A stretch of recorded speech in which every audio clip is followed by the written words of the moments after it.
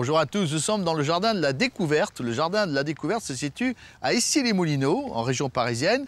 Et c'est là que les enfants d'ici viennent apprendre la nature, car ils viennent découvrir la nature dans ce jardin. Ils apprennent comme ça à cultiver les choux, ils voient pousser le fenouil, ils se sont intéressés de très près, paraît-il, aux fraises, ça ne m'étonne pas.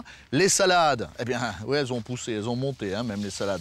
Mais c'est eux qui les ont plantées. Les tomates également, sans oublier les artichauts qui sont là. Mais également la vigne. On leur a montré comment pousse une vigne sur un coteau, car le coteau existe bel et bien. Et puis il y a encore plus fort, plus astucieux, plus pédagogique, le compost. Comment fabriquer un compost? Ou comment fabriquer des bordures avec, vous le voyez, du bois de châtaigne. Bref, c'est tout ce qu'il faut pour apprendre aux enfants à cultiver et à apprendre la nature. Et puis il y a aussi des aromates, et cela des aromates. Nous allons en parler avec Valérie, car c'est aussi une affaire de grand.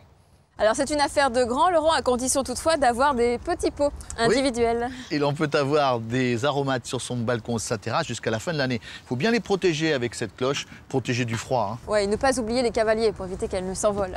Pour attacher la cloche. Alors attention, à chaque aromate, sa terre. Voilà, donc on va apporter plus ou moins de sable, de gravillon ou de terreau en fonction de chaque plante. Donc par exemple pour le thym, qui est une plante du midi, une plante de la garrigue, eh bien on va apporter plus de sable, plus de gravillon, afin que le mélange soit plus drainant. Bien sûr, pour le romarin. Même chose, alors que pour la menthe, qui est une plante des terrains frais et humides, eh bien on va apporter beaucoup plus de terreau. Oui, il faut qu'elle soit à l'humidité en permanence. Voilà. Et puis, pour ce qui concerne la ciboulette ou le persil? Alors écoutez, la ciboulette, rien à signaler, c'est de la terre comme du terreau, pareil. Par contre, pour le persil, on peut encore continuer à semer, même s'il est tard en saison, à condition de le protéger du froid. Ben voilà. Ayez des aromates chez vous. Vous allez vous régaler pour les plats en sauce. Merci. Au revoir Valérie. Au revoir à tous. Au revoir.